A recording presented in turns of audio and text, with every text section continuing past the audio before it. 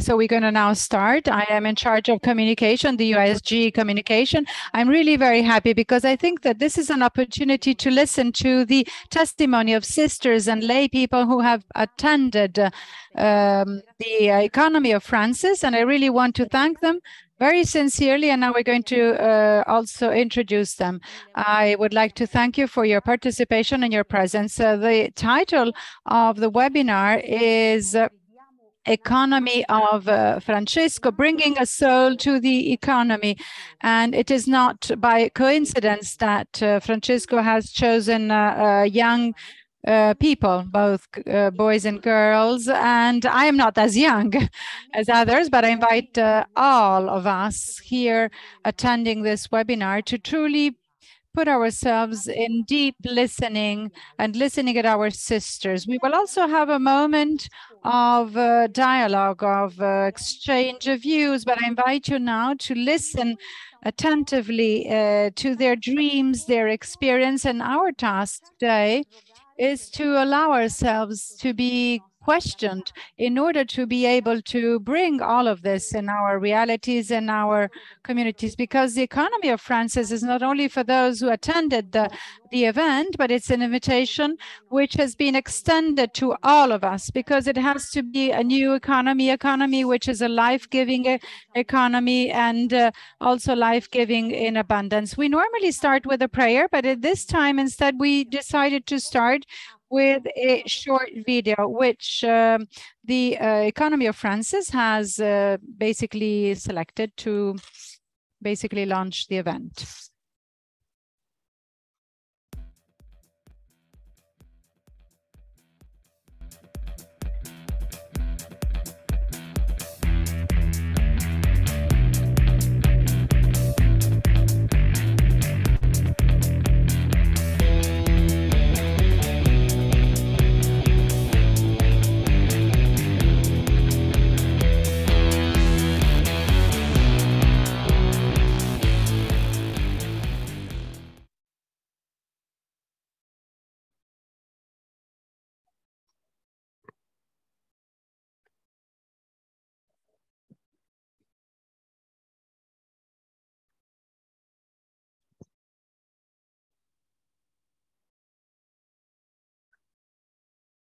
As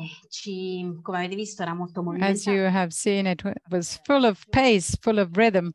So it has been produced by young people. So it reflects their energy. I would say, without losing further ado, without losing any time, I'd like to give the floor to Sister Sheila. Sister Sheila Kenzie, please kindly, if you, I think she's famous. Everybody knows Sister Sheila. She's a Franciscan, that she's international coordinator of Sowing Hope for the Planet. And not only, this is only one of the many, but she's also 100% committed in the integral mission for an integral ecology. And today she's going to help us understand the link between the economy of Francis and the long path that the church has undertaken for the Laudato Si platform and also the action plan. I believe that we all understood that Pope Francis has a very clear idea. It's more of a puzzle, and we are still struggling to put the pieces together, but the Pope has a very clear idea. So Sister Sheila, with your reflection, you can help us integrate and clarify. The floor is yours, Sister Sheila. So thank you so much for joining us. This is going to be a very interesting and challenging session when all of our experiences in dealing with the economy of Francesco, as well as the Laudato Si Action Platform and the work of the sisters. So I'm so encouraged to have you with me, and we will continue on this journey. So everything is interconnected.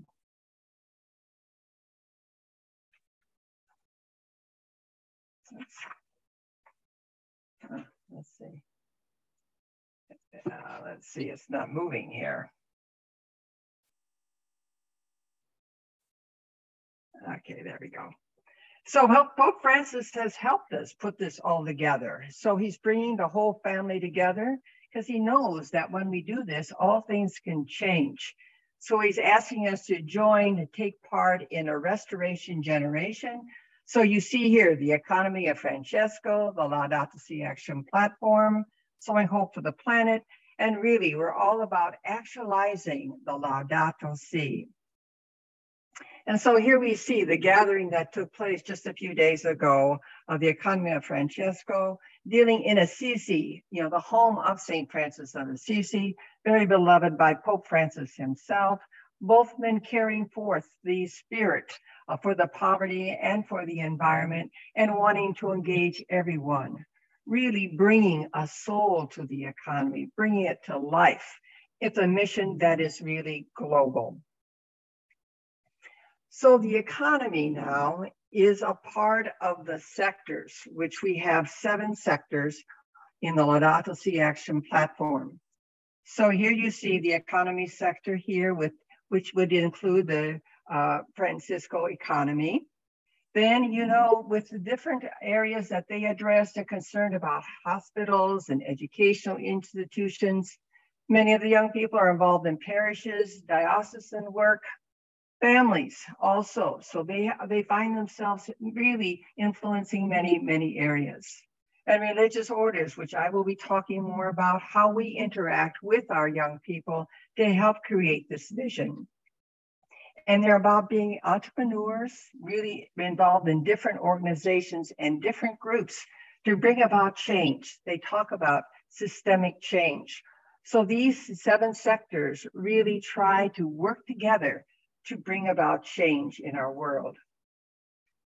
And they have 7 Laudato Si goals. So all of the sectors are trying to do their part to carry out these goals. And they were mentioned certainly in the whole part of the economy of Francesco.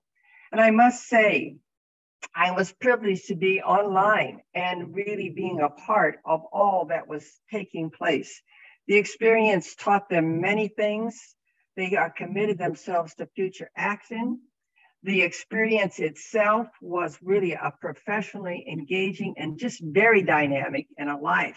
And so we can see that kind of spirit being a part of these goals. So what we would say is the overarching goals are responding to the cry of the earth and the cry of the poor. And foundational to this is the community resilience and empowerment. We have to be working together. That's so important. But the drivers, how we get things done, is through the economy, which was so clear, as well as our own example. Our lifestyle is important. We need to witness to what we're talking about. And then we get inspired through ecological education and through the spirituality that really nourishes our life. So that's the basis of these 7 goals, out of which we all try to make a difference. So the economy of Francesco had a message of hope and change, very much similar to what we call hope for the planet. So we see already a connection with what the economy was doing, Francesco, and what religious are trying to do. So the message was to build a better world, a better economy that includes justice and equality and opportunity for all, and to be prophetic, to make a stand and want others to know and be accountable for that. And they are cohesive. The goals are cohesive with the Laudato Si Action Platform goals, as we just spoke about. So also, we look at some of the Catholic social teaching, what we are inspired to do with our principles. So we want to be stewards of the common goods that we all share on this earth, that human rights need to be respected, that the environment and social and economic areas need to be sustainable. And we need to look at this with a global perspective, which was so clear when all the young people gathered in Assisi. Quality education for every country, dignified work with opportunities for growth in the economy, and the resources that should not be taken away from healthcare and schools and infrastructure in order to build weapons and pay for war. So you can see really a cohesiveness with this message and an effort on their part to bring all of this together. So they come together as entrepreneurs, very much persons that make a difference, change makers to be back. The economic democracy, including all and villages they had to deal with the ideals as well as the reality. So when they look in terms of the entrepreneur projects, they talked about the farming, which had sustainable food systems, and also the Pakar school, dealing with technical schools in Zambia. So already you can see the interconnection, the global perspective that's taking place here. Also then looking at the economy democracy, looking at how we consume goods, how we throw away our waste. What do we have that we say in terms of our values, the environment and justice?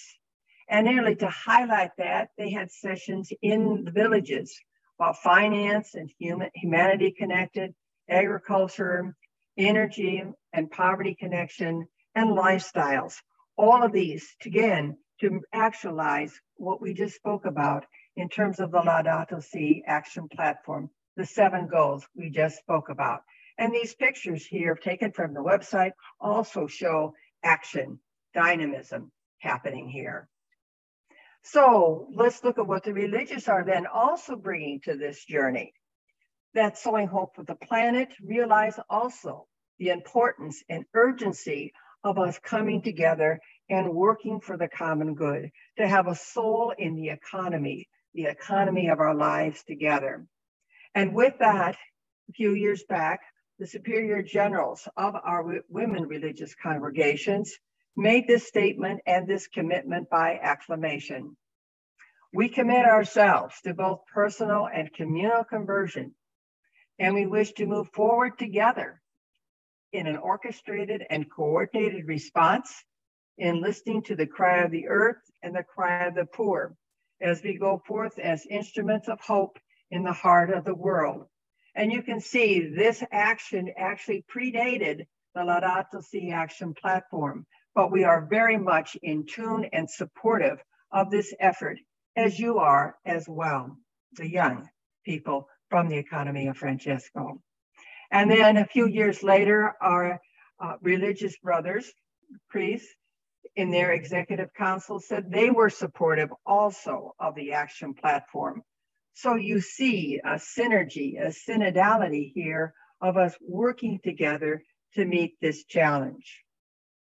And so when religious look at areas, we can look at it in terms of a charism, a gift. Franciscanism is a charism, Dominicanism is a charism. You have a charism at the Jesuits. You have different charisms that really enliven us. And we keep going back to that. It energizes our mission as we take on more responsibilities, how we continue to be contributors to the synergy, the energy that's going by. And so this is new for us, really looking together in the economy of ecology, of Laudato Si, and looking at the economy in terms of how we can work together, be supportive of one another. And so on our website of Sowing Hope for the Planet, we've done some mapping. And you can see when I mentioned these areas, these were ones we just referred to in terms of what's important for the economy of Francesco. Looking at areas of migrants and refugees. Important, the economy does not exclude anyone. The whole ecological education, we need inspiration for what we need to be doing in terms of our life mission. The importance of climate change actions, diversity, biodiversity. So we need to be conscious of keeping alive these gracious contributions that God has given us to be such good stewards of. And then mining actions. You know, what happens to our earth? And what are we doing with the resources? And are we keeping it alive and for us to be able to share? So with religious, we have a map, global means. Being prophetic, it's divided according to countries and languages. And on these maps, we have a commitment. We have something in English, in Spanish, and French. Also, we do have Italian. but we put the needs of the countries, the areas where the religious are, and then we post what actions they're trying to do, and we evaluate them. So again, this is something that's systematic. And we plot that in a way that you can click on any one of these icons and then find out in a particular way what's taking place. This happens to be in the United States. They're dealing with biodiversity. They're setting up a prairie, a management plan. All these things are taking place so you can find ways to connect with one another. And so here, just before we had the economy of Francesco, we had the Latin American caravan come and wanting really a conversation with our religious men and women here in Rome and talking about what they were dealing with in the Brazilian economy. And so we had that good exchange, that liveliness, that dynamism of how we can work together. And Catalina is the one who will speak just a little bit later, who took this photo of our interaction here as well. One of the things that they talked about was the economy of Francesco and Claire. And the reason why they wanted to bring Claire in is because Claire is female and a symbol of the marginalized. So they wanted to accent the fact they wanted to be together. Looking at the faces, you know they were engaged. And here we have our own Catalina, who works here in our JPIC office. So you can see that there's already an exchange about what's important for the youth and also how we could work together, because the important thing is this connection, the interconnection. And she's talking about peace and nonviolence, very, very much dear to our heart, justice, peace, and integrity of creation. And she makes a really a dynamic point that the only just war is the one that we're not fighting.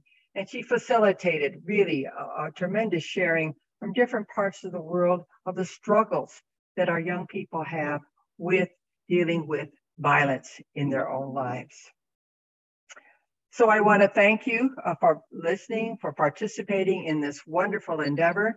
And I look forward to hearing the other stories and finding more ways that we can certainly work together to make this world a better place, a soul, a place where we realize God dwells here with us in a cosmic reality.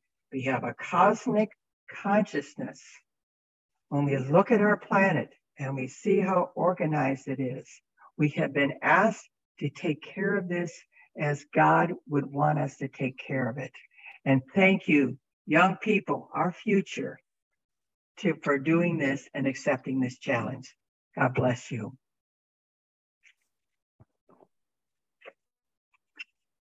Grazie di cuore, Sor Sheila, per la tua...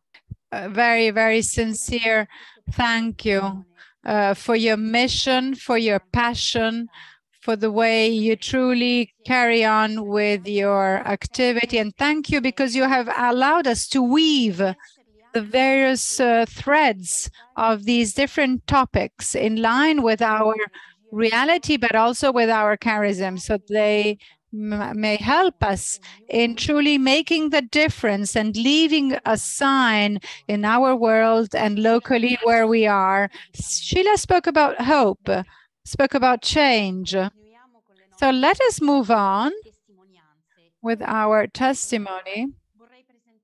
And I would like to introduce all of them, as a matter of fact. But before doing that, I would like to mention the fact that the Economy of Francis is an event which was finally in presence, but it's this year, but it has started already several years ago, as our sisters will tell us. It has been going on. I think it has started just after the Synod of the Youth with Pope Francis. And I think it has been, let's say, an endless itinerary for the time being. It moves on. There are webinars, or villages, they use this word. I think that even in the terminology, they have chosen certain terms. I would like to introduce you the names and where they belong because, or congregations. However, on our website, and you can find it on our website, you can read our biographies because truly there's going to be a wonderful testimony of Sister Claudia. I would like to start with Sister Claudia, and maybe Ricardo can just help us. Sister Claudia Maria Mundo. She is a sister of the Franciscan Sisters of Saint Filippa Mareri, and she lives in Assisi. Thank you very much for having accepted to participate to this event. The UISG has financially supported 5 sisters, the sisters we are introducing to you this afternoon. We have Sister Catalina Salome Hinojosa. She's from Ecuador. Sister Claudia is Italian.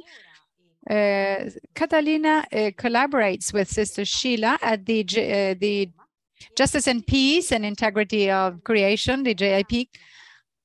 And she has been involved for some time now. Thank you and welcome. Moving on. Sister Mary Paber. I don't know if she's already connected. Maybe Claudia can help us. But in the meantime, if you maybe find Sister Mary. And then we have Sister Mariana Eva. Congregatio Jesu.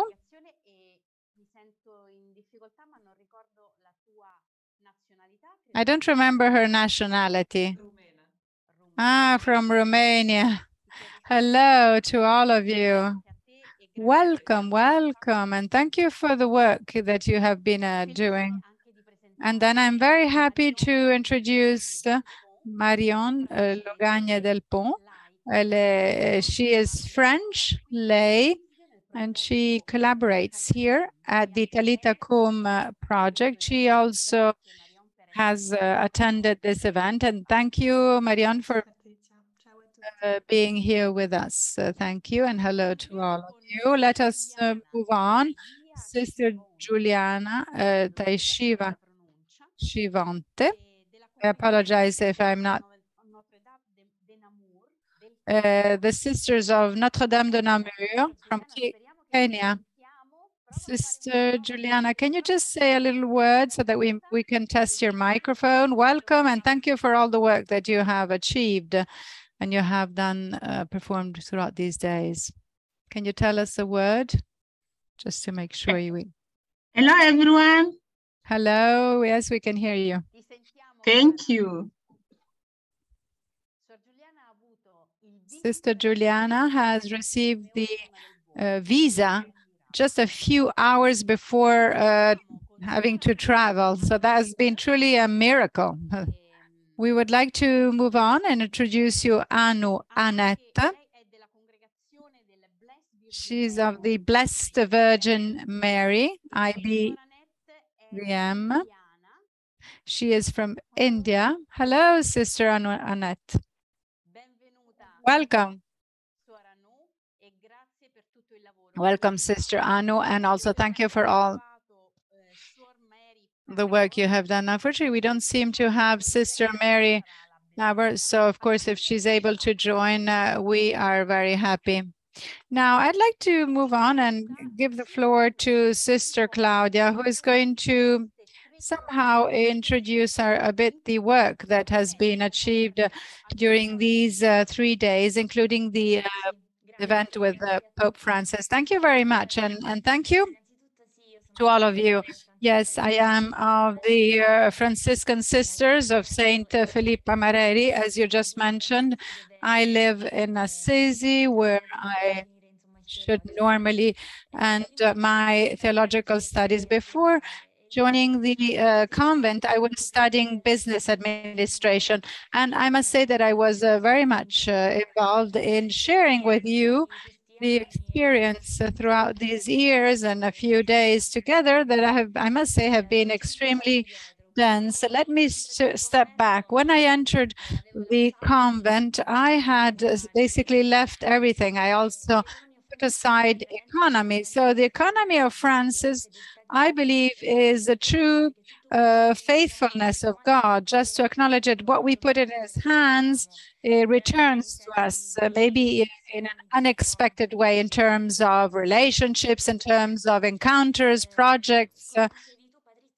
And as you mentioned, Patrizia, I must say that you, together with the various participants, we were really looking forward for this finally event in presence, but we never stopped working together, although the COVID seemed to be, let's say, an obstacle, but instead it has been also an opportunity. We have organized webinars, encounters. When I was studying at the university, at a given moment in time, I experienced a moment of crisis because I remember there was a bit of a tug of war in me. There was a bit of a struggle. So wonderful, business rules and laws, but the poor people remained poor. So I said, what is all of this economy about? And the God called me.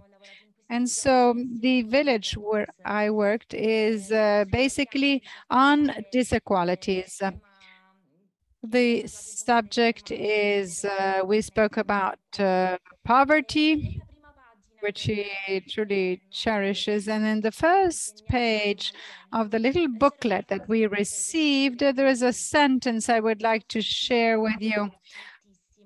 Very high poverty, just so high you could see the sky, and we saw it.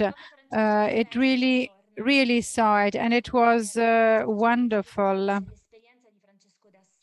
So Pope Francis often returns to the example of Francis of Assisi, who really, he married Our Lady poverty, and he had really seen heaven.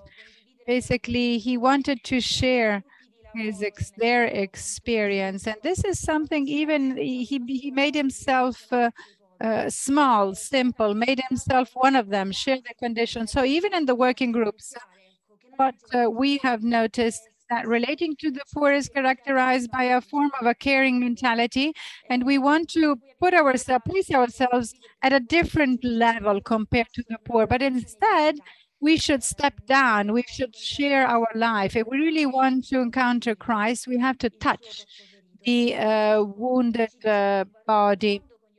And Pope Francis told us, look at the world with through the eyes of the poor.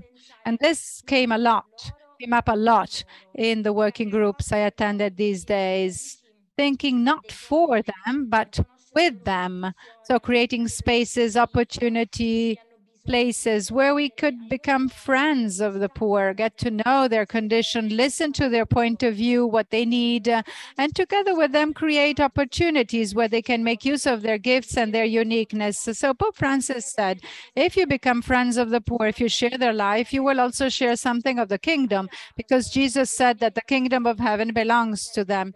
So the economy of the Franciscans, which also is something that the Pope is often drawing let's say, inspiration. That is that of the monasteries of mercy and piety. That is, all of this touches me deeply. That is, create wealth without despising poverty, without esteeming the poor. No misery can be fought. These are the words. So I think that we, as religious men and women who have experienced the free love of the Lord, are called to make our own the spirituality of giving back what has been given to us for the service of our brothers, life, gift, time, the goods. So Francis was a merchant in his language, and we can perceive it. He can really say something to the economy. The use of goods received should not make man an owner, but a servant, minister of the gods. So basically, the commercial circle of the Christian life, understood as a restitution to God by giving oneself to one's brothers and sisters in need, is in fact a line that starts with the Lord, passes through the servant minister, and leads towards one neighbor in need. So one gives back to God when one offers oneself to the others. The transition from the I to the we, from the individual to the person is necessary. I believe that we necessarily have to move from the individual to the person. And this inevitably places us with a gaze looking at Jesus and placing ourselves before the Trinity. Pope Francis gave us a word, a very important word, incarnation. This mystery is a mystery of poverty. So if we take 2 Corinthians 8:9, so basically was rich, he who was rich became poor. So it is an expression of the total gift of self that the three divine persons make to each other. This is why Jesus' poverty can only be understood against the Trinitarian background. So Jesus, in fact, appears poor in every circumstance and every situation. He has to depend on the Father, and every divine person is himself because he gives himself totally to the other in an unconditional affirmation of the other. So when he says the consecrated life learns and makes its own the way of existence of the Trinity, which is precisely the one and the other, and not one beside the other. So I am in the Father, you are in me, and I in you. So where each person lives a continuous, free, and generous offering of self to the others, and where being a person is not born from the affirmation of the self, but the affirmation of the other, giving precedence to the other. So, for example, the Father, generating the Son, freely gives all of himself to him, to the Father. And so he empties himself so that there may be the Holy Spirit. So this kind of kenosis is emptying, in which one empties oneself in order to give, is the passage from the individual to the person, where there's no leader, where no one remains behind, and where everything is shared. So I believe I asked over the years, I have asked myself, what can I do? What can I give as a religious person? What economy could say to religious life? And I asked myself, but can consecrated life and economy walk together? I mean, this living sine proprio, as Pope Francis teaches us. What does it actually say to people today? I don't really have an answer to these questions, but I keep thinking at. However, I do have an itinerary, a path that I have undertaken, and with the lantern of faith lit, in a constant dialogue with the Holy Spirit. I think we are aware that the economic and financial development have somehow forced consecrated people to have a different relationship with the economic world, supporting activities, maintaining real estate, promoting missions abroad, require the correct use of financial capital as well as concrete choices. So I'm thinking, of the structures of works that have been there, but what can consecrated life, or should rather, show the world? An economy? And I must say that in the rucksack of my pilgrimage throughout these years in economy next to poverty, I have two other words that I would like to share with you. The first is fraternity. I have discovered how much the world, relationships, and the economy need fraternity. And this, in obedience to life, I have lived and sought in this moment. I believe that we have to take on this challenge with all maybe happy moment, but also difficult moments. What does it mean, fraternity? Fraternity is to consider the other as a brother, not an enemy to fight and compete against. And I believe that we, as religious, can say this to the world, trying together with the people at our side to be generative and to respond in a concrete way, just as the book of the Genesis gives us and tells us to be custodian of one another and growing the earth. Giving, in fact, allows us to receive, while holding things back hides within itself the fear of losing them. And the poor are our masters because they have nothing to defend. There is The geographical image that speaks a lot to me and is found in the Holy Land that explains this discourse well. And it is a difference of the Sea of Tiberias, the Sea of the Galilee, and the Dead Sea. The former is crossed by the river Jordan. It does not hold back the waters, lets them arrive and flow out. So flow in, flow out. This is why it is a living lake, fruitful of all good. The Dead Sea, on the other hand, is a pond, is a basin that just receives. And since it has no outflow, it has no life in itself. So man, who is made in the image and likeness of God, is called to receive and transmit, not to withhold. This allows us to take another step. So the second day of the event, when we were working in the different villages, I felt that it was truly enriching and inspiring because we visited Assisi, of course, with my village, and it was an opportunity to deliver the life of Francis, but also to deliver each other our lives, because in so doing we exchanged our lives and stories, and together with the other participants in the village with different cultures, languages, religions, backgrounds. It was beautiful. And so together we tried to discover the fact that language was not an obstacle. And then the second word is that of the watch person. Sentinel comes from shomer, which is a custodian. We are called to be custodian. We are called to be in charge of our brother, of our common earth. And so to conclude, the wish that I would like to express to you is to listen to the whisper of God and the cry of the poor, to understand what the Lord is asking today and to act. The Pope invites us to be the voice of the poor, to be a bridge between theory and reality, between earth and heaven, between those who live in a situation of wealth and the existence of those who have nothing, to be a bridge, uniting the good that is already there. So basically, the economy is simply renewing. It is uniting and bringing together good that already exists. And so we are called to be the yeast. Thank you. Thank you, Sister Claudia. It's almost like a catechesis of economy. This is what the way I would define that. It's a theological, and I would like to thank you for the work that you have achieved and that you maybe will continue. And I hope that also in the conversation, you will be able to tell us which are the next challenges. I'd like to give the floor now to Catalina, and she will help us understand what she has basically experienced. Thank you. Thank you. It's a pleasure to be here with you today. And I will be telling you, be careful not too quickly because we have our interpreters.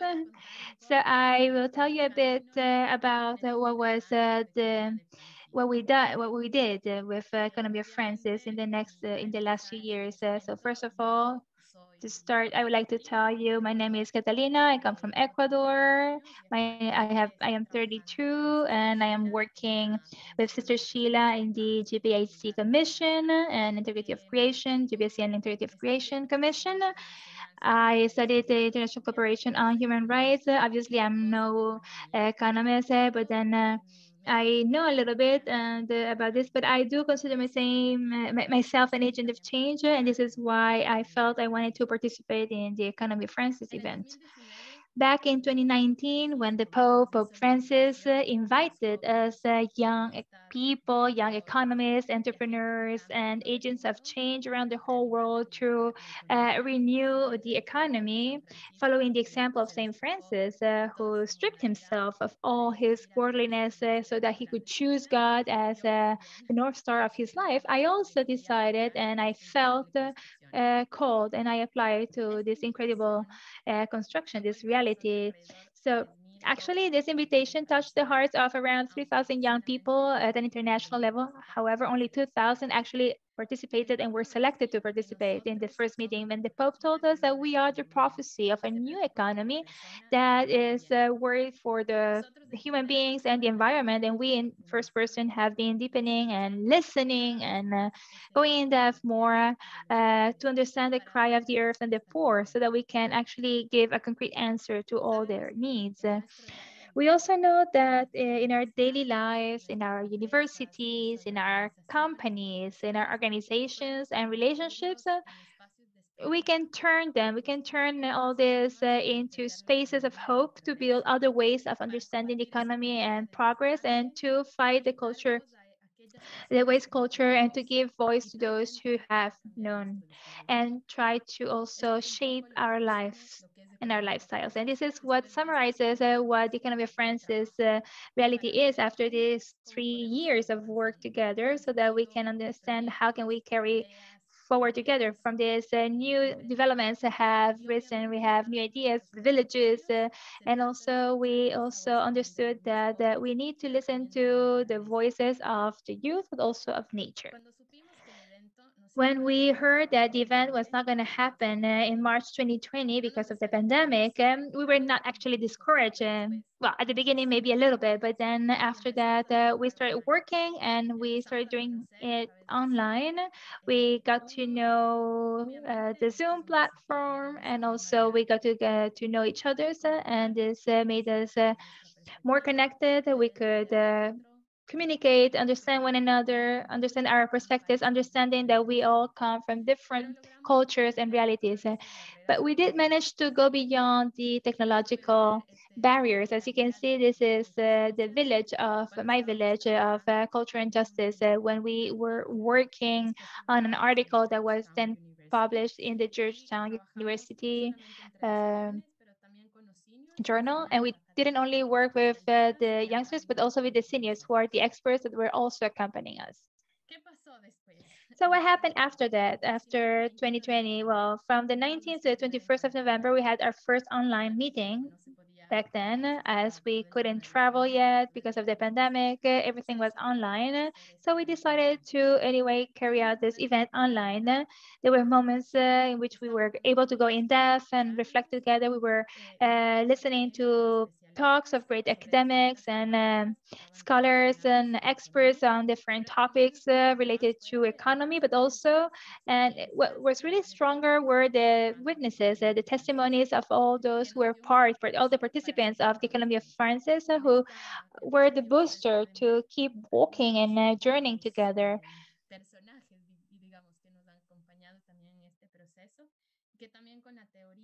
And also with the experts being there with us allowed us to understand better things and understand how also the economy can truly and actually change.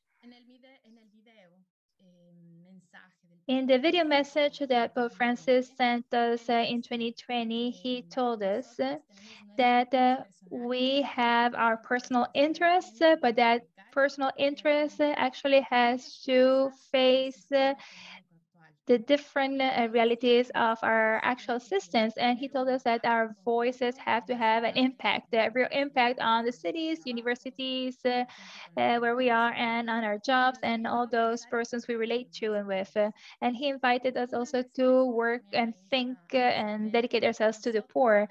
And in response to this, we that had been journeying together for a while already also presented a document with our commitments, the commitments of the young people of EOF, in order to state how we wanted to change this economic system and how we wanted this to be an opportunity to listen more to the poor without excluding anyone.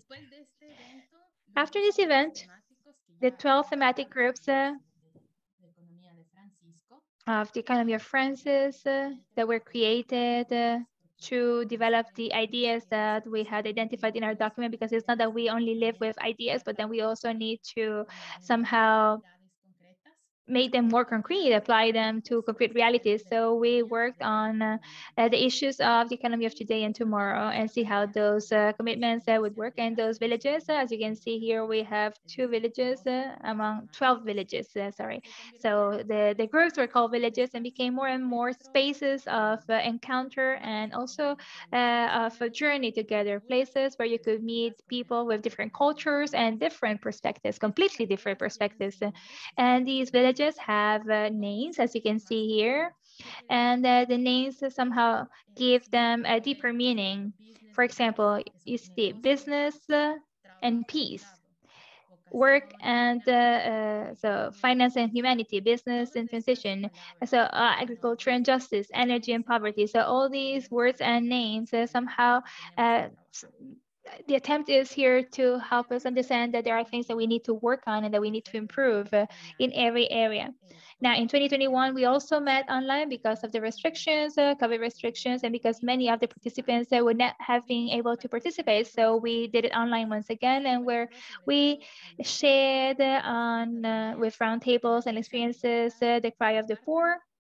And we also were listening to experts and senior and junior experts who would share their perspectives as well as the projects and ideas and experiences of the youth, especially in connection with the environment. This was a space where to tell more about each other, but also to see how after a few years working together, there were quite many firsts that we were sowing, but then we also saw that we needed to do more. The Pope invited us with a video message to continue working and taking care of the common home and the family, uh, uh, which is humanity, and encouraged us to see the common goods or to focus on the common goods. Then new projects were developed. So we have our pillars that are also included in the integral ecology objectives that Sheila was telling us about, such as to take care of our common home and also the real values that truly exist and that we need to hang on to. We also started with a project. This project also was with us from the beginning, but then in the following years is when we managed to develop it more. And as you can see in the picture, this is Rita.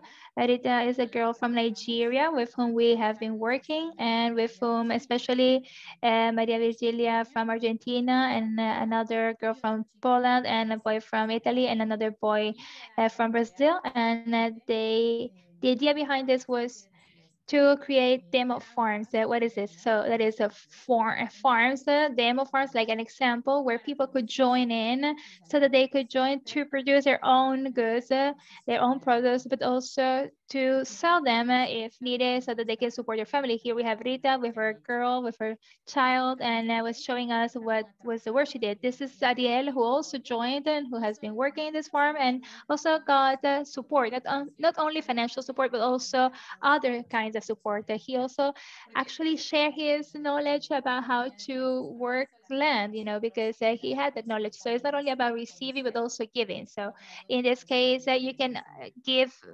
sometimes it's not money, but you can give so much more. You only have 1 minute left. We also wrote a book together with the Dicastry for Integral Human Development. As we've created spaces and webinars to speak more about this process. And last but not least, we got to the event of 2022 with all the energy that we were building up and with all the wishes and desires. So we finally were able to meet one another and hug one another, recognize one another in person and chat and share a laugh and a coffee together. And this was an opportunity and a chance to keep believing in what we do and not to lose hope and to know that we are responsible and in charge. We're responsible for taking care of our common home and our humanity. We have been working so that we can keep networking and be able to listen to one another and commit to the personal commitment And so in order to transform our personal commitment in a community commitment, as the Pope said, the reality is greater than the ideas. And this is what I want to say goodbye to you with.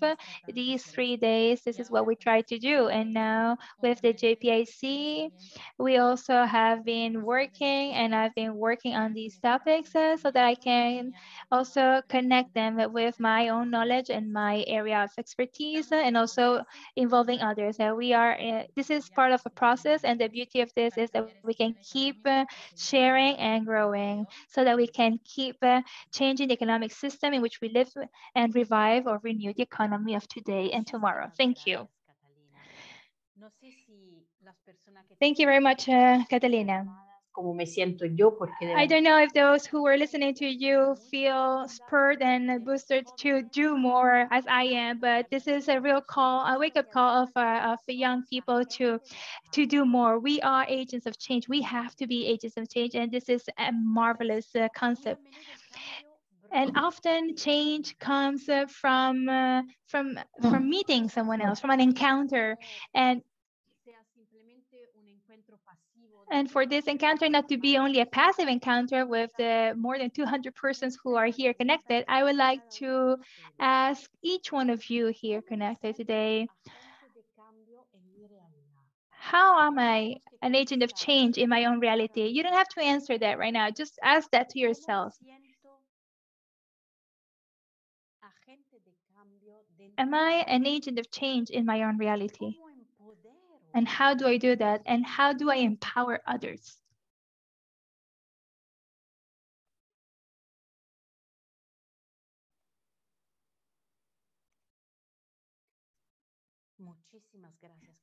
Thank you very much, Catalina.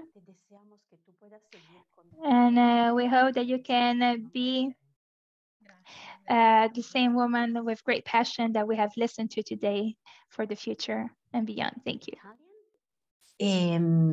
Finally, we are now happy to introduce Sister Mary Pabor. She's a sister of Notre Dame de Namur, sorry, Italian.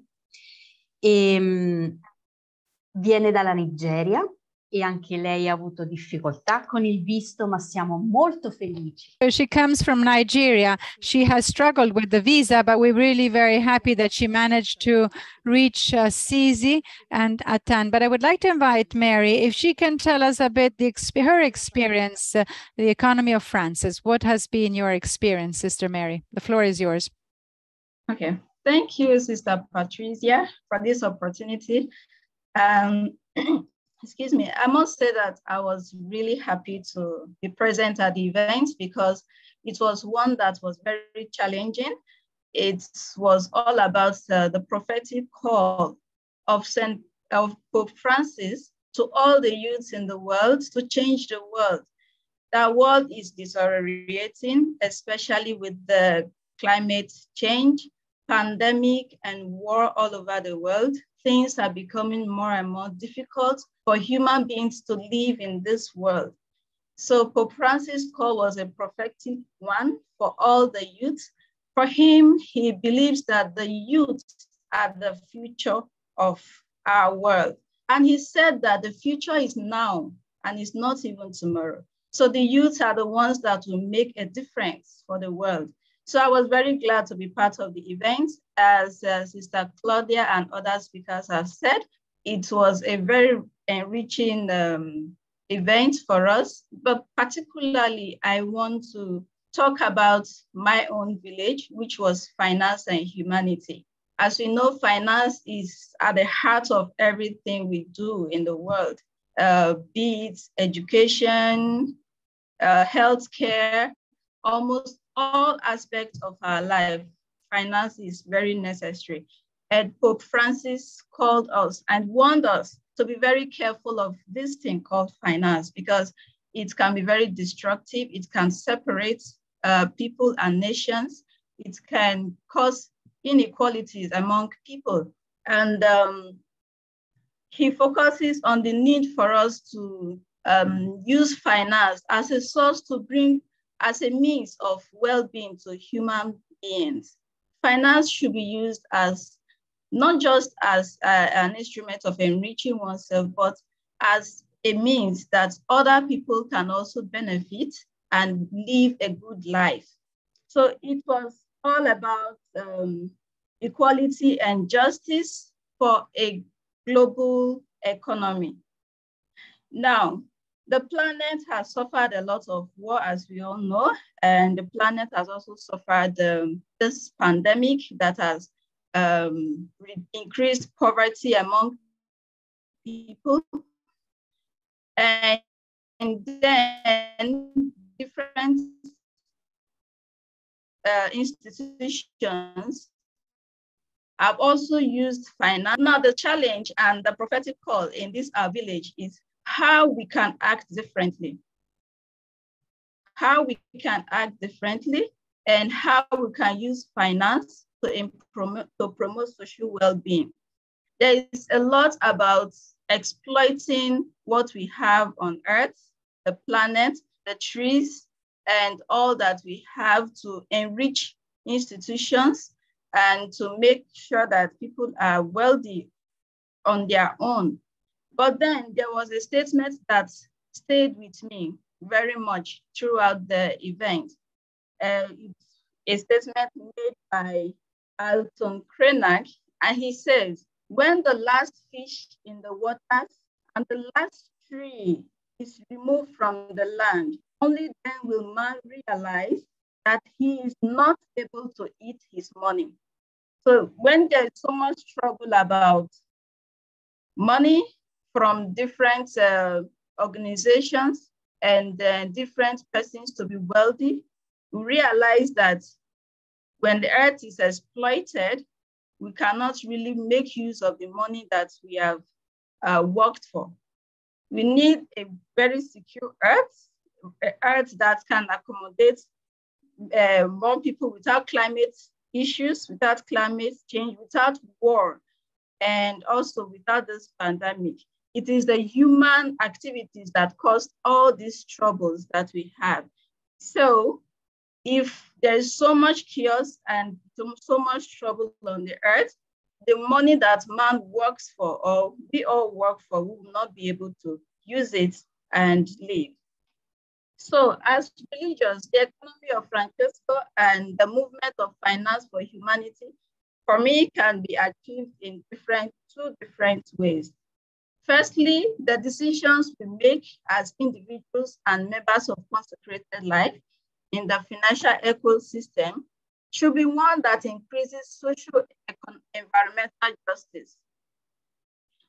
The one that is free from exploitation, injustice, and that which brings fraternity. Claudia talked about fraternity, and that was one of the major calls of the economy of Francesco event we attended.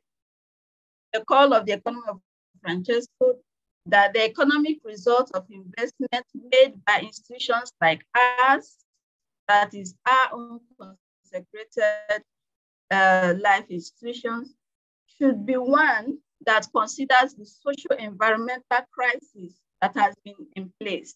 And one of the recommendations was an action plan at even the international level for the production and fair distribution of all that contributes to the people's physical, biological, and spiritual well-being, in accord with a new ethical pattern of life. So there must be a reform of the entire pattern of extraction and replacement of nature's good. If nature's good are to be used to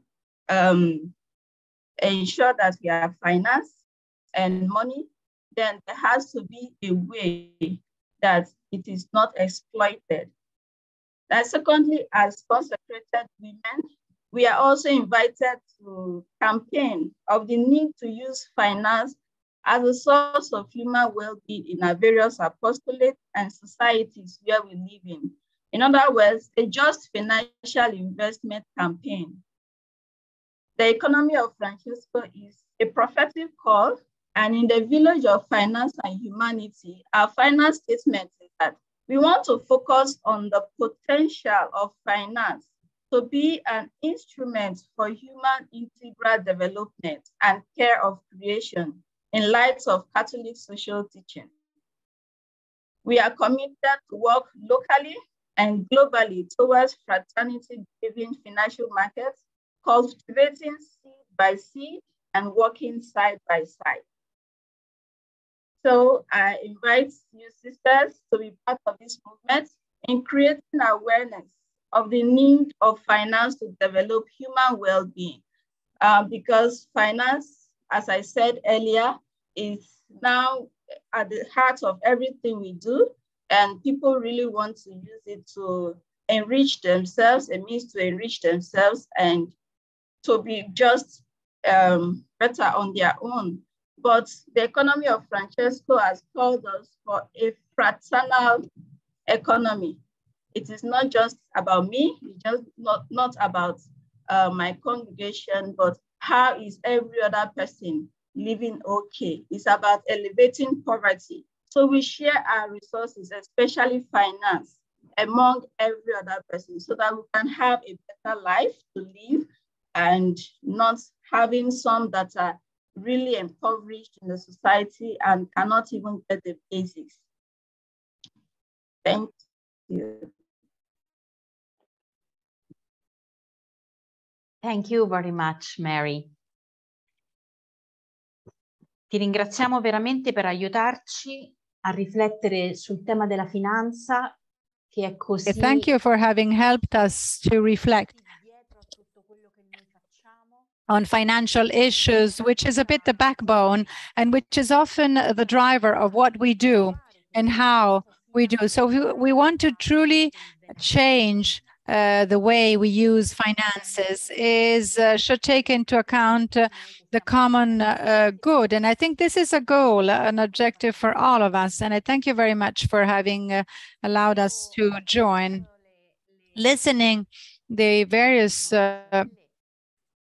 words of my sisters, I understand the importance of you, dear sisters, of being able to work together as lay people, consecrated women all together. I think it's a true model, and hopefully we were able to work together. Let us now listen at the next testimonies with the same attention of deep listening in order to question us. I would like to give the floor to Eva Mariana. As she mentioned, she comes from Romania and she speaks Italian. She will share her experience, the economy of Francis. Where have you been? Vocations and profit. Thank you very much. As Patrizia said, I come from Romania and I belong to the Congregation of Jesus. I am in a juniorate currently. I live in Vicenza. I am studying social sciences. I had the opportunity of being in Cuba, Chile. So I have already experienced different cultures, different realities. This experience of the economy of Francis has truly given me a great possibility. The dynamics of diversity is what I have experienced since it has been my first time to be together with this international movement, young people who are part of an inclusive world, also towards a new economy. For me, this was really my first time, my first experience, I would say, but I think it has been a great source of richness to be open to what we intend by economy and what we can give as a contribution. So for me, it has been a bit of a provocation. So one of these moments which have impacted me are the testimony, I would say, the concreteness of the concreteness of facts and events of Asia, Europe. how people in their concrete realities have actually put into place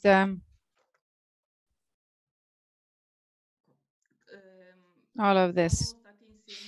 We have been together, working together, many of us.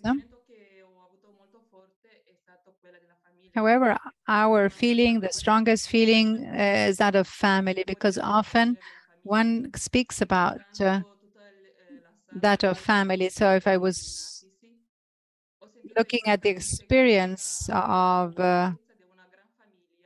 I felt the joy of this family, where there was no free space for conflicts and for division, but rather the richness of diversity, where we all bring a contribution, give our contribution, where each can give a personal contribution.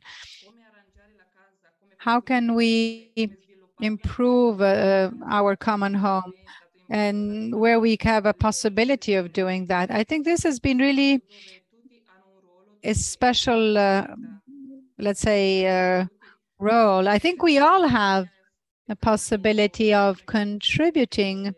Me, economy, I was thinking about my experience, my village.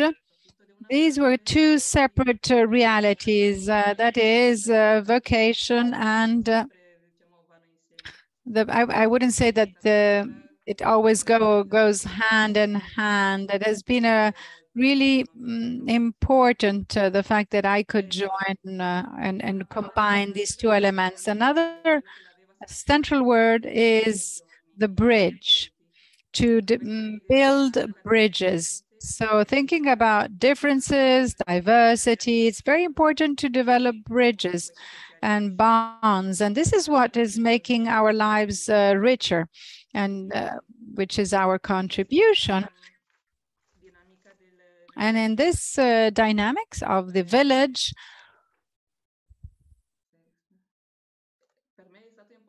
I personally felt that as part of my experience of my schoolmates in their choices, I felt that we were moving towards profit and not vocation. And this is precisely what you can achieve. And the personal testimonies that we have listened throughout the days in the church of the famous, beautiful church of St. Francis, the first thing and most important is to network, so to develop relationships wherever we are, be it at work, be it at home, and this to do that with your richness, with your qualities, with your talents. And also the fact that you are mutually supporting each other in this growth, and also in this relational dynamic, where you can actually try to somehow encourage the growth of your company and also increase the profits. So from a culture of owning, of accumulating patrimony and rich, is moving towards the culture of sharing. And this is what is truly giving us a certain stability as a family, as a common home. I believe that in our story, what truly the church has laid the grounds of health and other important pillars. So certainly who had played a role is the church also in this field. So as Pope Francis was saying, the market started in Europe in a daily contact with the Franciscans, who were basically friends of the merchants. So the economy was basically not despising poverty. And so this is why the religious people have to basically be on the side of the poor, of the elderly, and because this is a dream. And if you simply dream alone, remains a dream. But if instead you share the dream, this dream can become a reality. And I must say that I, as many people, consecrated life, they were speaking about is spiritual capital, and that is something which has really impacted me a lot, because I had never heard that before. The human being, before being searching for goods, is searching for a meaning. That is why the first capital of each society is the spiritual one, because it is the one which is basically giving us a meaning to get up in the morning, go at work, and also promote a joy of life, generating economy. Also for the young people who are often trying still to find the meaning of their lives. And I would say that this capital is probably invisible, but it's certainly more visible than the financial goods. And it's absolutely fundamental to rebuild this. And technique can do a lot. It teaches us how, what to do, but not why. And this is why our actions often become completely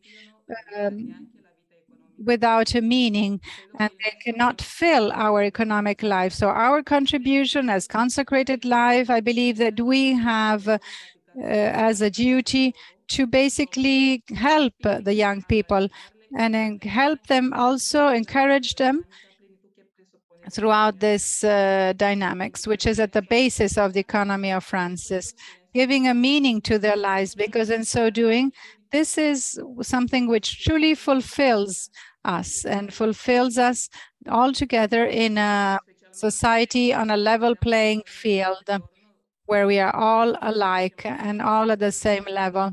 And I believe that often young people feel that their lives are meaningless, and often pushing them and towards different, let's say, sources of attraction or of interest. So when they finally find their meaning to follow Jesus Christ, we have to help the young people, starting from the young, to find the meaning in their lives. And this is the spiritual, let's say the spiritual meaning of their lives is fundamental. And I think that the church has to be at the side of the young people. The young people are not the future, but the present, and they have to be fulfilled now. The economy of Saint Francis is someone who really hopes to create solidarity with all of the human creatures and the creation. So this humanity and fraternity, which has often underlined the fraternity, and also an economy placing the poor at the core. Without that,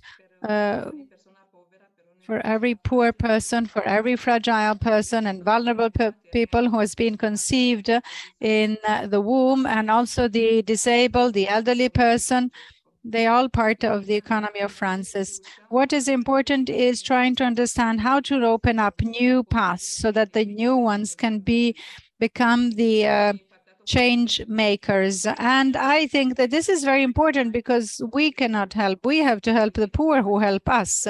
So we are part of this itinerary. So as Pope Francis is telling us, a new economy inspired in Saint Francis has to be an economy of peace, a generative economy. Thank you to all, and thank you for this possibility of experiencing this event, because I must say that for me, it has been something completely new.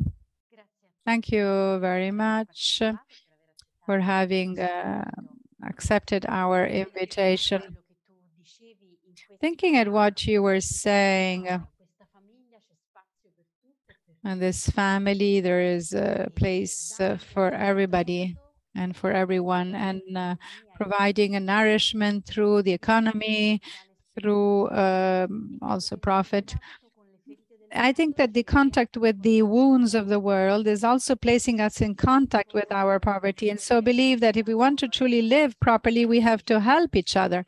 We have to help each other and bear with each other. Thank you very much for also having reminded the dream. The dream is so important in order to have, to look at our horizon. And thank you very much, Mariana, for having attended the event and for being here. I would like to give the floor to Marianne, a lay person. She is going to speak in English and she will help us to understand the experience that she has witnessed during these days. Thank you very much. Thank you also for giving me the opportunity to be speaking to everyone here. And thank you also to the UISG for organizing this and for giving me the opportunity to being part of Economia Francesco. My name is Marion. I am not a sister, I am a lay person, but I have the wonderful opportunity to be working with sisters because I am part of Talita Kum International, which is the international network against human trafficking of religious sisters and brothers and lay people who try to fight human trafficking. So it was launched and it is part of the UISG.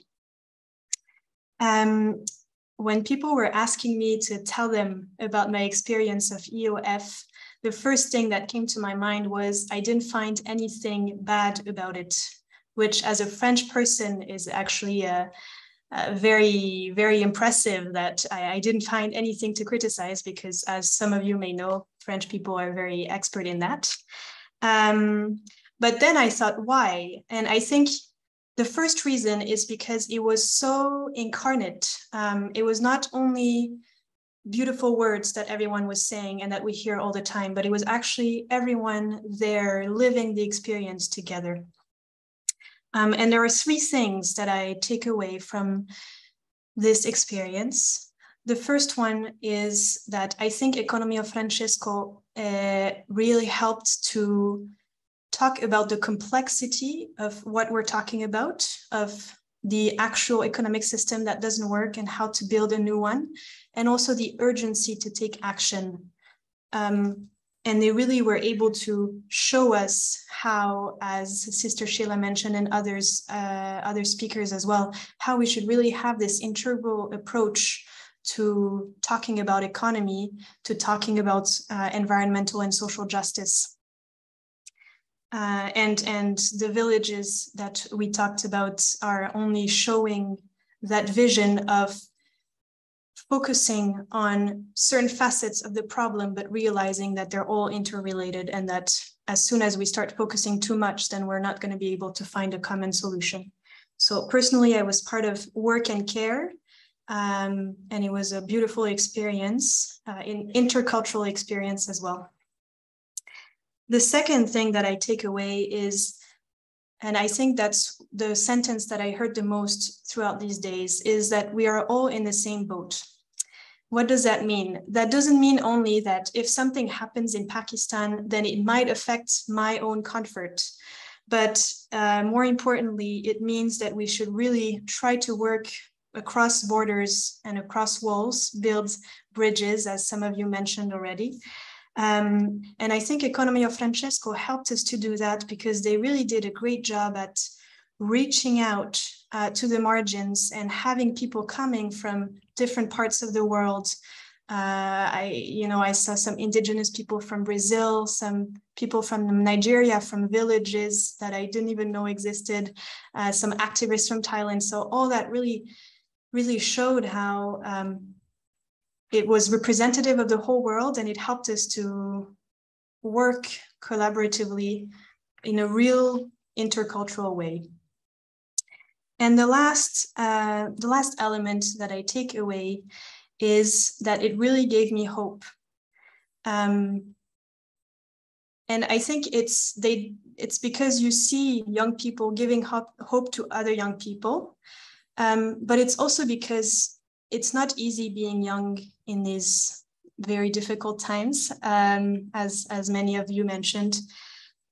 And we have to find very creative way to answer to the new challenges that appear in very uncertain times. So there are big challenges, but it's great to see that we're actually not alone, and that despite seeing the failures of systems that have been built around us and that we trusted in, we can still build something anew all together. So I'm very happy for this webinar because it means that Economy of Francesco is not over, it's continuing. And I want to go back to that idea of incarnation that the Pope mentioned by the end of his speech. One of the things that was asked by to the participants was to take new resolutions. So the one that I took is to be more incarnate, to talk about these issues with different people, but also how to live in a coherent way, to live radically the gospel and to follow Jesus to the end. So I don't think that's something that I'll be able to do by the end of this month, or I don't know how long it would take me, probably by the end of my life. But I really think all in all, this is the real message that Economy of Francesco is giving us, and is showing us that we're not doing it by ourselves. We are doing it together, but it's still a possible horizon. The Economy of Francesco started and finished, which was very fitting, with this idea from Isaiah, as we talked about the prophecy: what is left of the night? Quanto resta della notte? And to conclude, I think what I take of these few days is we're still in the night. I don't know what is left of the night, but I do know and I do feel that we've advanced together and that the morning is somehow closer. So thank you.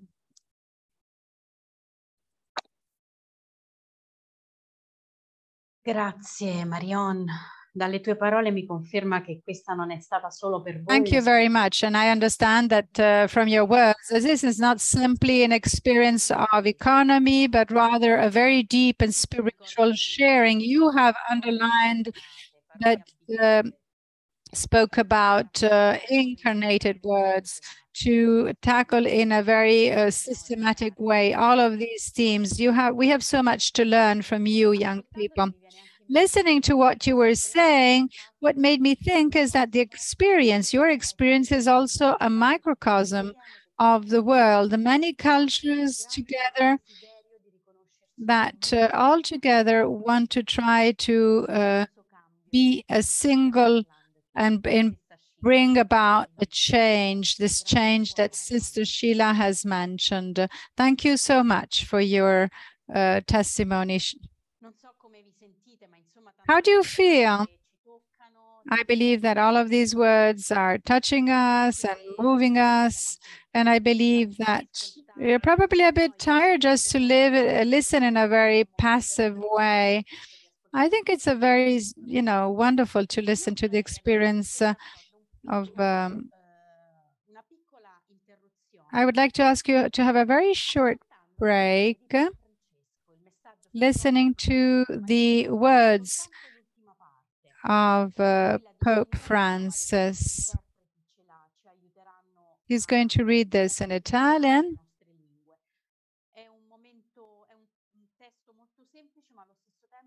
It's a very simple text, but it's a beautiful one. I invite you to listen as if some of us were listening, as if it is addressed to each of us.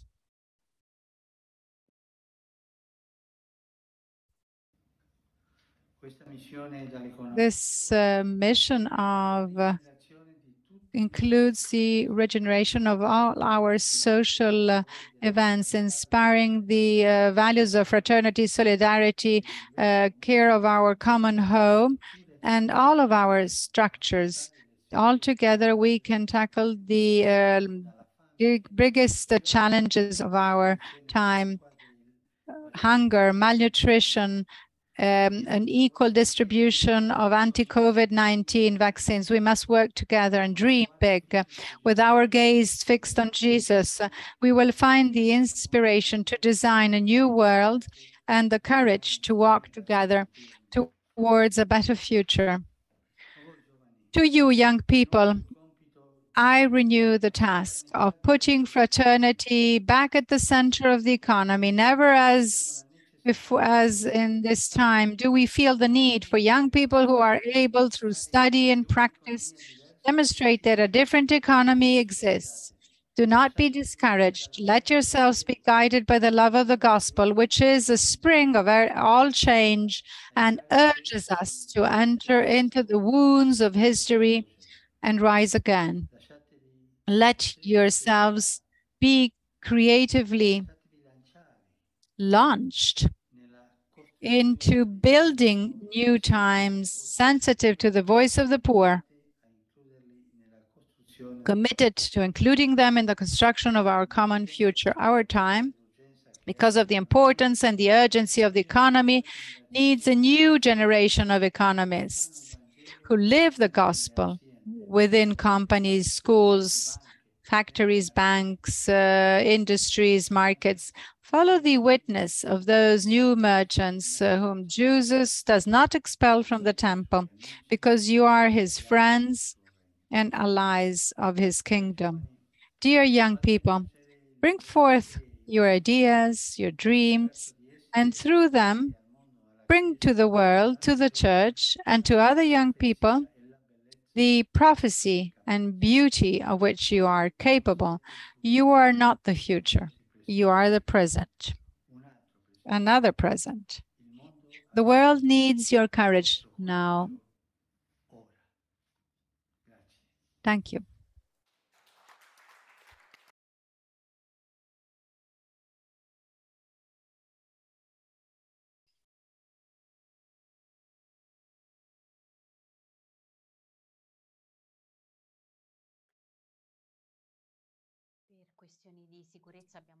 So in terms of security, we have closed the chat, but maybe we can now open up the chat. For those who wish to express something or to echo among the words of the Pope, what remains with you, what echoes in you, and if you wish, you can write just a minute, any thoughts.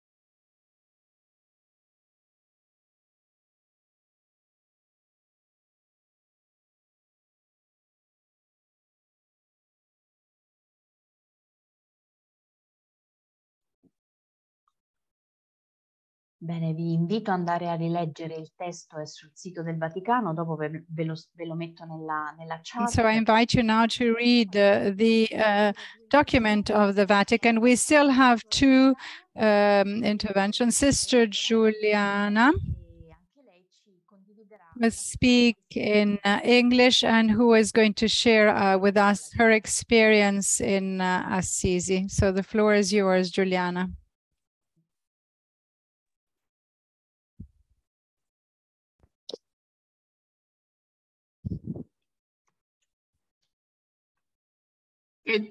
Thank you very much for the opportunity. And as Patricia had shared earlier at the beginning of this meeting, for me to be in Assisi was God's working and God's miracle, because I got my visa on 22nd and I traveled because I knew God had planned something good for me and for all the youth that I'll encounter. So I thank God for that. I'm going to share with you what we shared or what I collected while I was in Assisi, and focusing on women economy of women. We as women or ladies or young ladies in the society, what are we called to do? What was the Pope's call to us? So Pope started by sharing with us that whatever we are doing or whatever he is calling us to do as young people is not new. They are the things we are doing in our daily life, but we only need to change, to look into them and do them in a more special way so that we can promote the economy that supports life. As currently most of the structures in our economy, in our society, they are the ones that kills what is there. So we as the young people and the change maker, we are called to look into what we are doing and try to come up with the changes. So I felt called to be committed in whatever I'm doing, whether it's small or big, but I need to commit myself and do it without expecting any payment, but for the happiness of all that I'm serving. Because we as mothers in the society, in our families, the service we render to others, to our family members, to our congregation, it cannot be quantified, but the happiness we get, the happiness we receive after offering that service is the key and is what will make us happy. Also, for women to take part in economy or to improve their economic status, we understand that we have the responsibility of reproduction. We take care of the babies, the family, the incoming family. So we are encouraged not to see our children, the young babies in the family as a punishment, but we need to encourage our mothers to see it as a reward, as a gift and a strength. So therefore, we need to promote the structure that supports work that supports all people, inclusive men and female. How do we do this on the side of mothers? We need to come up and challenge the policies that exist currently because they are really killing the economy or economic status of our mothers in the society. You come, for example, the meeting is set by the manager or the CEO of a company. The meeting will be set at 7 p.m. And as a mother, we know that they need to be with their children, preparing for supper, preparing for their family needs.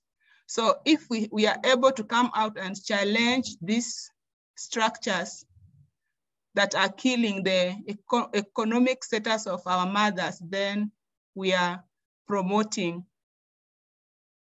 We also were encouraged to foster sustainable relationships.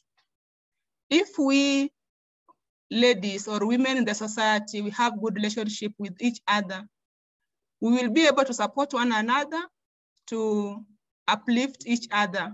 And also when we are working, we are able to uplift and support each other, but not to be the source of breakage or separation. We are called to work as a team, as a group. Because if myself, I stand for change, as individual, I'll not make it, but we need to move as a group, a team. I also found being called to follow the example of the trees or the plants, the support they offer to each other in silence. We as ladies or women in the society, in our different capacities, in our different circumstances, we are being called to listen to the situation at hand, to the needs of our family, our society, and support each other in our own capacities. And also we are called to see the challenges to see the challenges as the constraints, but with hope that we can overcome them. We can come and get a solution to them. We see the problems as solutions, not seeing them as like the hindrance to our economic nourishment. No, we see them as solutions. Call to be reformers of the entire pattern of extraction and replacement of natural goods. How do we take care of our natural resources as women in the society? Because the change starts with us, especially the young women. And so I felt being invited, all of us, we are being invited to look into the structural inequalities in the society. These structures, they are hindrance to the development of the women economic. How do we channel these structures, ill structures that are killing the development of women in the society? How can a mother work as well as take care of the family? And also, most of the people in the society who are doing well in ICT, that is technology, they are the male gender. Does that mean that female gender cannot do that? It's not true. It's only that if we women in the society come out and go for the opportunity, we can do it. And also we are called to check on the personal safety and the safety of the vulnerable in the society, where we ladies, we are also accounted into it. How do we improve these structures? And finally, we are called to check on the change of mindsets. We believe from our different cultures, if I use my own culture, that we have some limits that a woman can go and some limitation that a man can go. So you find out that male gender are so favored from my own culture compared to female. It doesn't mean that we ladies, we cannot do it. As the economy of Francesco calls us, especially the youth ladies, that we are the change makers in the society. So I felt called and I was like, yes, I can do it. Yes, we can do it as a group, but not as an individual.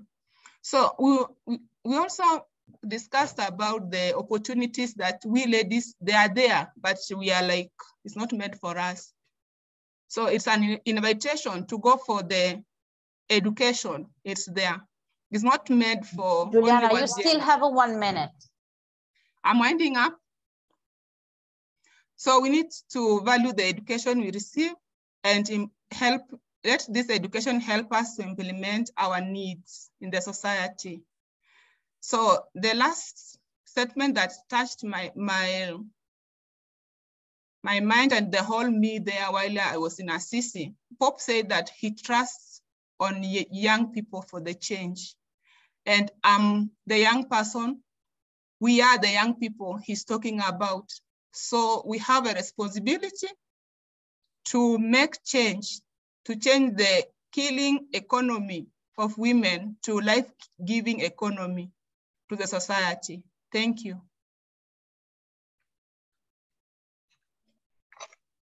Grazie. Thank you very much. Grazie, Sor Juliana. Thank you very much, Sister Juliana, for having highlighted on how can we be change makers as both consecrated men and women and as lay people through our work, and which allows us to use the means and the instruments. And thank you for having underlined the relationship between being a woman and the relationship with economy and with money. Thank you sincerely for having been with us. You never lost trust in the fact that you are you're going to succeed and receive your visa.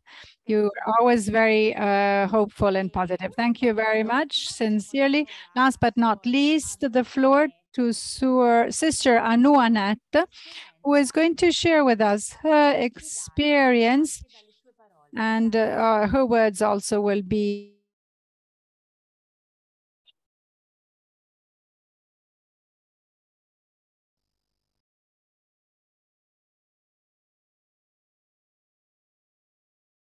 You have the floor, sister. Hello. Greetings to everyone present here. I, Anuanette Lepcha, a Loreto sister working in Nepal, feel grateful to God, to my institute, and to my province for giving me this opportunity to attend Economy of Francisco 2022. I feel extremely happy and privileged to share with you all my experience of Economy of Francisco 2022 at SSC. Before coming to this event, I was nervous because this was my first international meeting or gathering. I knew something about the economy and ecology, but I was not able to relate or connect the economy with ecology. As I attended this event, one of the things that really touched me was the spirit of openness with which we, the young people, approached the whole event. We were ready to be touched and changed. There were absolutely no boundaries or prejudices that hindered me from being involved and inspired by others. I felt belonged, was accepted, and experienced tremendous inner freedom to connect and build a community that can serve the universe. Those 3 days were all about learning, co-creating, and enlightening for me. It was indeed a wonderful yet challenging moment for me to reflect and ask the question to myself. As a religious, how am I going to be a change maker? The most exciting part of the entire event was the last day when the Pope spoke to us. Seeing him and listening to him was like an impossible dream coming true for me personally. His message to us was loaded with his love for the world and a great desire to inspire us to begin a change reaction that would go on to change the world politically, economically, and environmentally. The kernel of his message was that it is high time that we create universal ethical principles and live by them. It goes without saying that we can no longer turn a blind eye to the ecological crisis we face today as humanity. Therefore, we must start owning up our own responsibilities that must fix the damages and destructions we have done to our common home. Otherwise, coming generations will have to pay the bill. All through the talk, he made it clear that he cannot do this alone. He wants us, all of us, you and me, to be the people who can make quick and decisive changes in ourselves and the whole world around us. He encouraged us not to give up on our efforts because what he asks of us entails courage and heroism. Some of the learnings which I have received from Economic of Francisco 2022 are to build an interreligious community for a common purpose, to work for a common home and build communities where all feel belong, to support small businesses in our own province and create an awareness program which we can do together. Continue to bring the poorest of the poor at the center of our life and mission to support young entrepreneurs in our local areas. Not to give up on the efforts easily because we are all seekers of something good. That's why we find meaning in life and we wake up every day. We have the best example of economic model, St. Francis of Assisi, who put poor people at the center and lived with them. Hence, the economy of Francisco is not only limited to working with the poor, but it is making them inclusive to our lives. As I see myself after this event, I feel affirmed that I can make a change when I am committed to universal ethical principles and values. It has helped me to come out from my own fear of the unknown and to work for inclusiveness. I have gathered and learned so much, and I desire to continue learning with my own friends, communities, and the province. The energy, positivity, and enthusiasm received from this gathering were commendable. I want to end my sharing by quoting the three directions given by Pope Francisco. Firstly, the journey ahead is to look at the world through the eyes of the poorest. Secondly, don't forget work or workers. Create good work ethic for all. Thirdly, along with head and heart, use hands to change the economy. Special thanks to the organizers of this meeting. Thank you.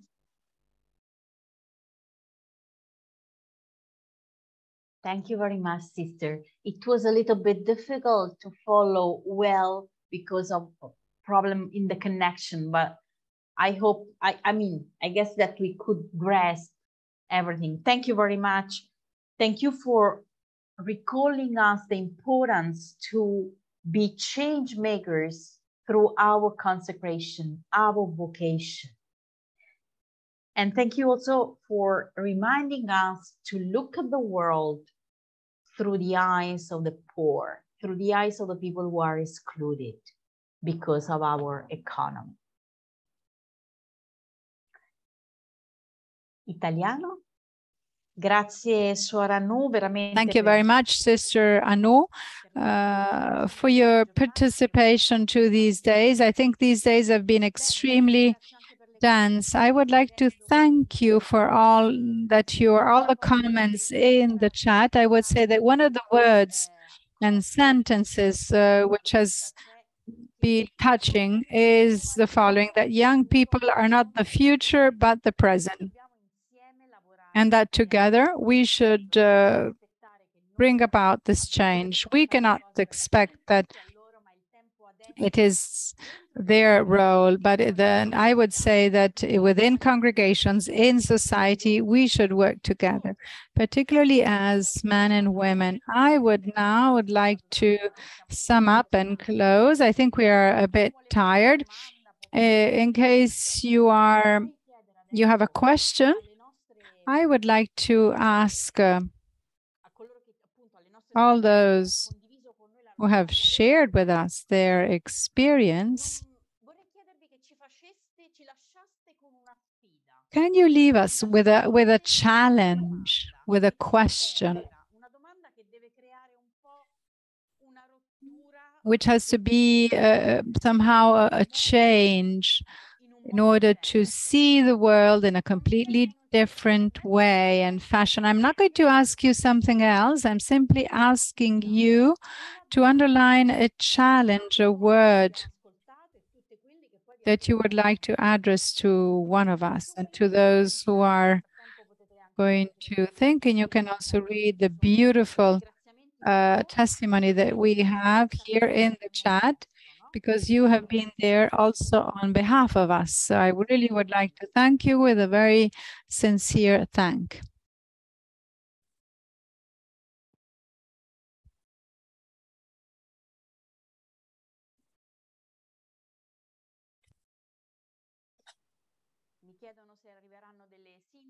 I see that somebody is asking us if we will receive a summary. Some of them gave us their document or text, so if they agree, I would maybe we can publish them. However, we will have the videos in the 3 languages of the recorded. So I'd like to give you the floor to Sister Sheila. Leave us with a question. Put on the table a challenge.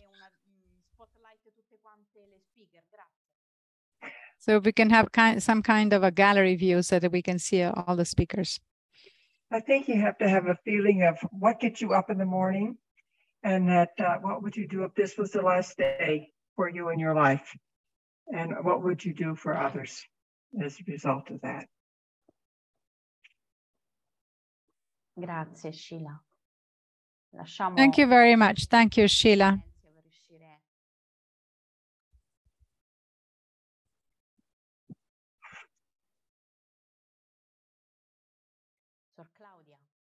Sister Claudia?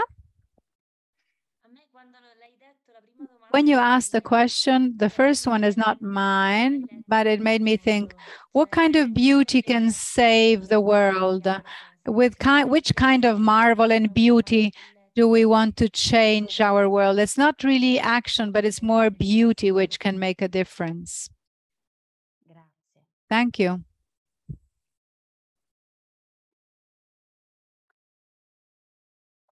Catalina. Catalina? What came to mind were the indigenous peoples. Somebody mentioned it, and my question would be, how can we retrieve our relationship with the land, with the poor, with those who are next to us, but also with the economy? So how can we go back to that relationship? Thank you. Sister Mary.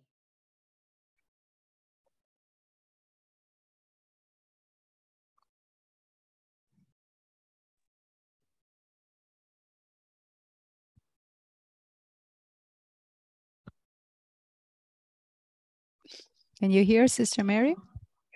Okay, I can hear now. I didn't hear the question. Oh, the question is, se puede... I would like you to end the meeting to leave a question or a challenge that might, help us to reflect and to share when it finishes, when the webinar is over, with our sisters or with our family. Oh, okay. For me, what I would like us to reflect on is, I spoke on the area of finance. And of course, as religious, we are all into using finance in our ministries, our apostolates, institutions. So how do we approach it? What is the spirit and the soul in which we carry out our apostolates and we make money? What is the spirit behind? What is the soul we bring into it? So we reflect on that and also look at the need for us to promote human well-being, the people we work and live with, their well-being through finance. Thank you, Sister Mary. The resources we have, we share with them. Thank you.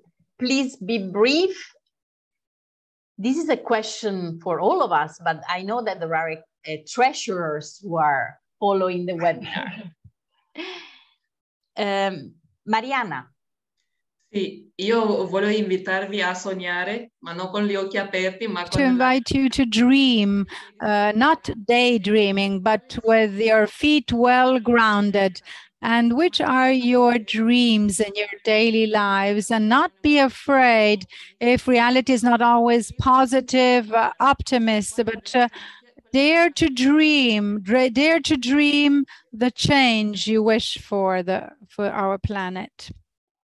Thank you. Thank you. Marion? My challenge for myself and for all of you would be, how can you and how can we be more incarnate to follow Christ always further? And I believe that that will give a soul to the economy. It may seem like a very big question, but San Francesco and Christ can help us on the journey. Merci.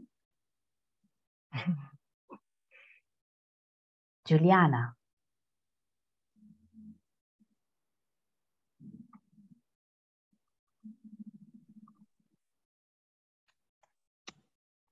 Okay, how can we look the economy of women in the eye of the poorest in the society? Thank you. Thank you. Sister Anu.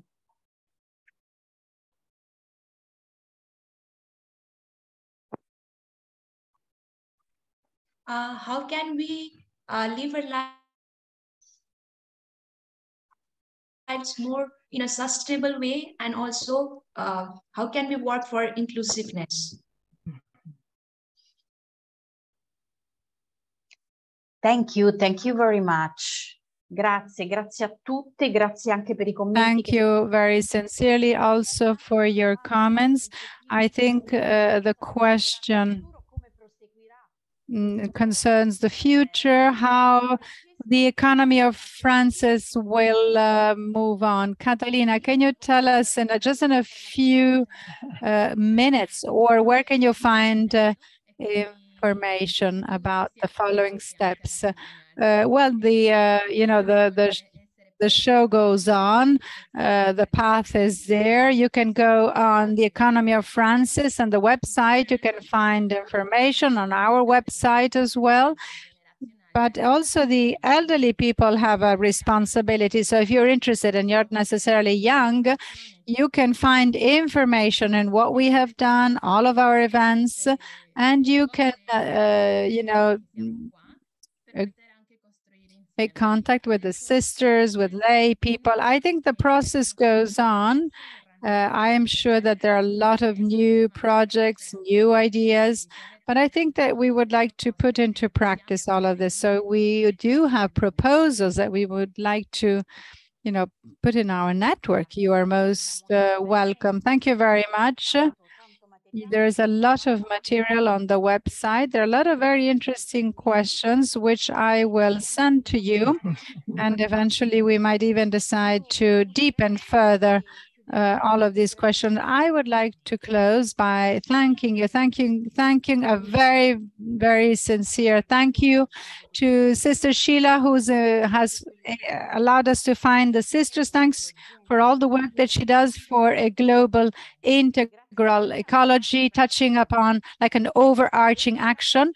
Thank you very much, Sister Sheila, and thanks to all of you who really left your countries and came here. Thank you very sincerely for having shared. Thank you for having participated. And I would like to close with the words that Pope Francis has addressed to the young people, but also those, the part of us who are young. Dear young people, let your dreams appear, bring to the world and to the other people the prophecy and beauty of which you are capable. You are not the future, you are the present, another present, a different presence. The world needs your courage now. Thank you very much. Thank you also to the technical part. Thank you to us who have been doing the translation. I enjoy the following path and have a wonderful evening. Goodbye to all of you.